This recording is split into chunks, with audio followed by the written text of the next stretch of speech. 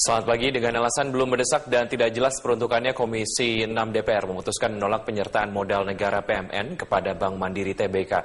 Keputusan ini memaksa Mandiri menunda langkah right issue atau penerbitan kembali saham baru senilai 5,6 triliun tahun ini, sekaligus meminta pengurangan jatah dividen ke pemerintah.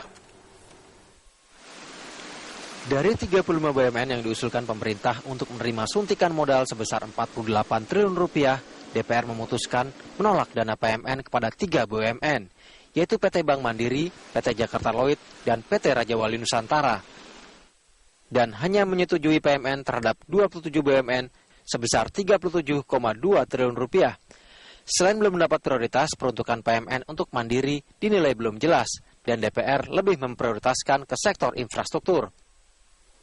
Ketua Komisi 6 DPR Ahmad Faiz Thohir menilai ada beberapa langkah yang bisa dilakukan Mandiri untuk menambah modalnya selain meminta PMN, seperti lewat mekanisme merger.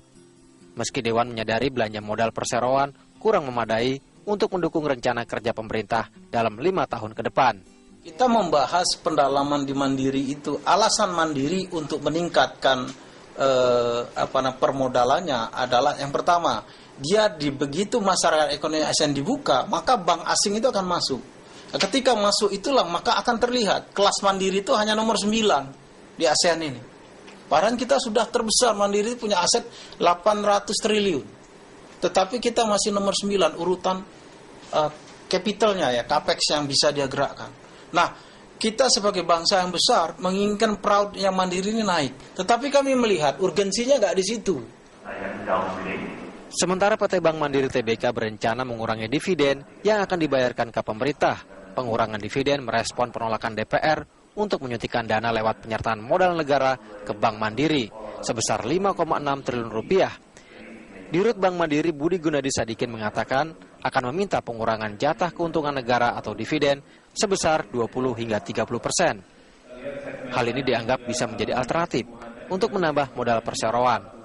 Tumbuh 11,2%, menjadi 19,9%.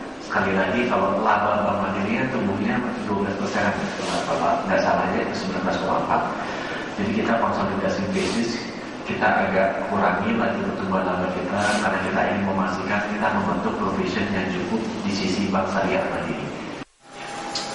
Awalnya pemerintah berniat menambah modal di Bank Plat Merah itu melalui penerbitan saham baru dengan mekanisme hak memesan efek terlebih dahulu atau right issue. Total dana yang bisa diraup lewat aksi korporasi ini cukup fantastis, mencapai 9 triliun rupiah. Sebanyak 5,6 triliun rupiah dari pemerintah, sisanya disetor para pemegang saham publik. Namun penolakan dari DPR membuat peluang right issue Bank Mandiri ikut kandas. Tim Liputan, Berita 1, Jakarta.